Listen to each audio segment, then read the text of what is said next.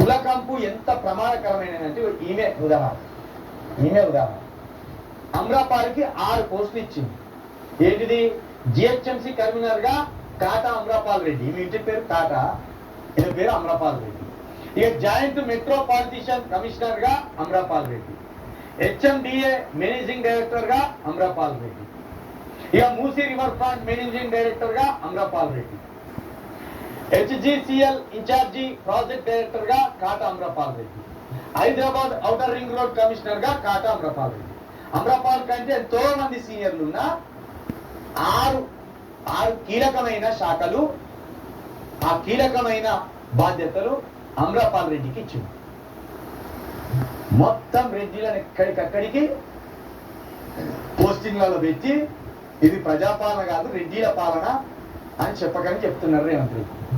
ఆయన ముందే చెప్పిండు ఏమని?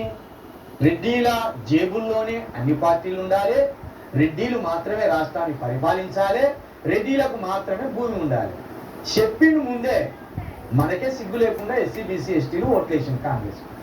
చెప్పి మరీ చేసిండు, చెప్పకుండా ఏం చేయలే.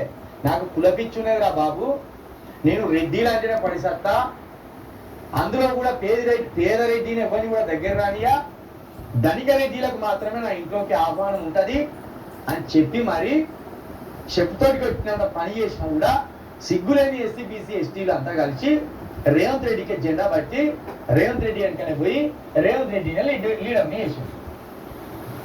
కాబట్టి దాన్ని ఎవరు ఏం చేయలేదు. అది రేవంత్ రెడ్డి